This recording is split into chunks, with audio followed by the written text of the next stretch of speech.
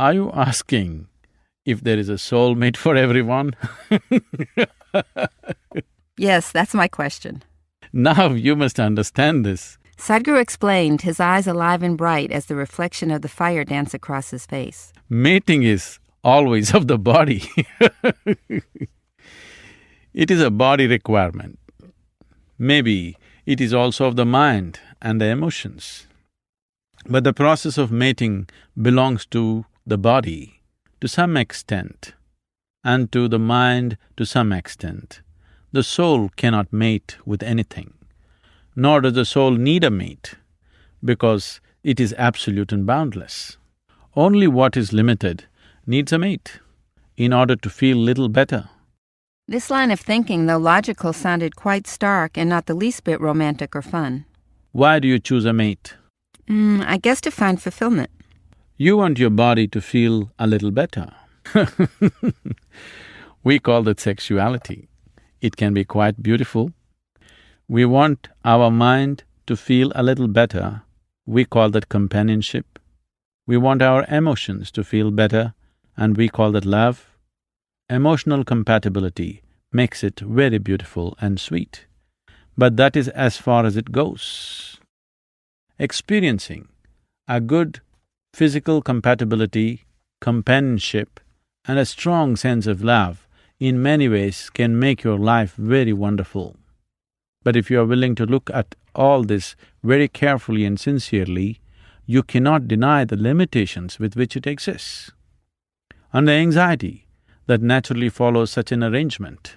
Though it is quite a fortune for a human being to find someone who is physically, mentally, and emotionally compatible, the limitedness of that arrangement invariably becomes suffocating if you are unwilling to settle for the limited. To have such a pleasant arrangement is like living in a beautiful garden. Every human being wants to have this, but this is not a matter of soul. All the connections you make this way are either of body, mind, or emotions. You cannot connect anything else this way. Maybe if you rise in your awareness and attain a certain mastery over your energies, you can connect your energies. It is extremely important that we understand the limitations with which we are living and try to make the best of them for now, and then see how we can go beyond our limitations tomorrow. If you do not understand the limitations of your relationship, it gets greatly decorated, but when it crashes, it becomes so ugly you cannot even walk out of it gracefully. It becomes ugly simply because you tell many lies to yourself and to the other person. It is better to be straight, at least with yourself. Even if your partner lacks the necessary maturity for you to be 100% straight with him, at least to yourself you must be straight. It is very important.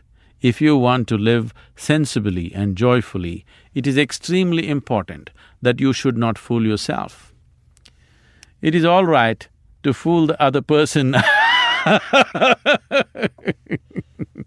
You already know he is a fool because he has provided sufficient proof of that as he has come to you.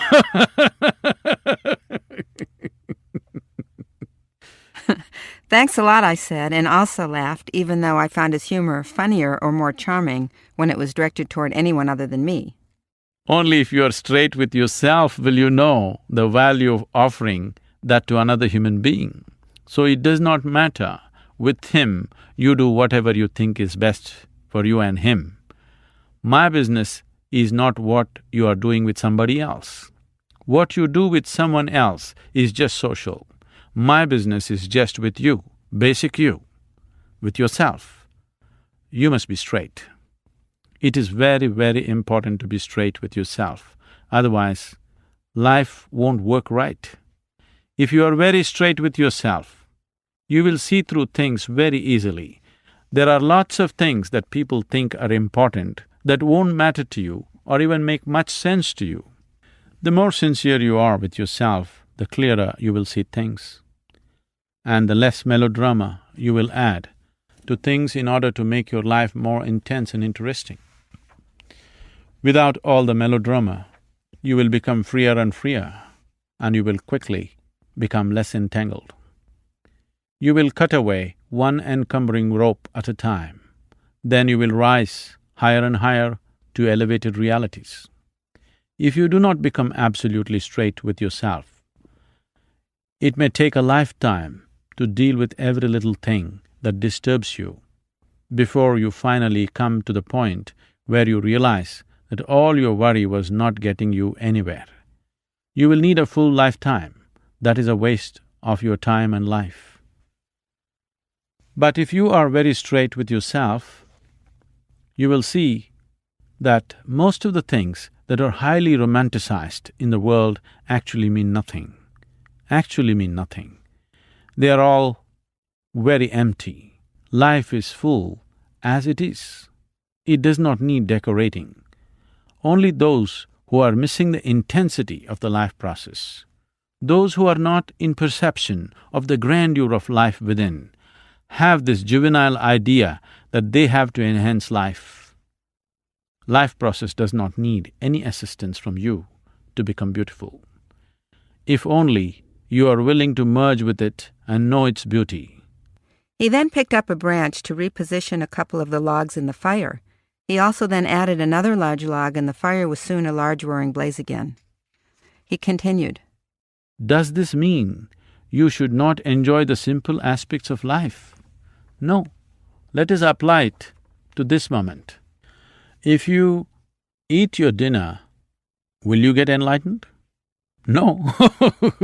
But that does not mean we don't eat dinner. We eat. Why can't we enjoy the simple process of life? We will eat because we are hungry. Even though dinner is not going to get us to the ultimate, we still enjoy our dinner. Our bodies are hungry. Similarly, if you are hungry in your emotions, your body and your mind for certain things, you get married. But you know very well that this is not the ultimate. This is a good way, a sensible way to handle your marriage. If you believe too many fancy things about it, then it cannot help but disappoint you. One day, it is definitely going to crash in on you. Even if you are married to the most wonderful person in the world, it will still crash because you cannot fool yourself forever. These arrangements are made to make our life journey pleasant for ourselves, also for those around us. What you call peace, joy and love are different levels of pleasantness.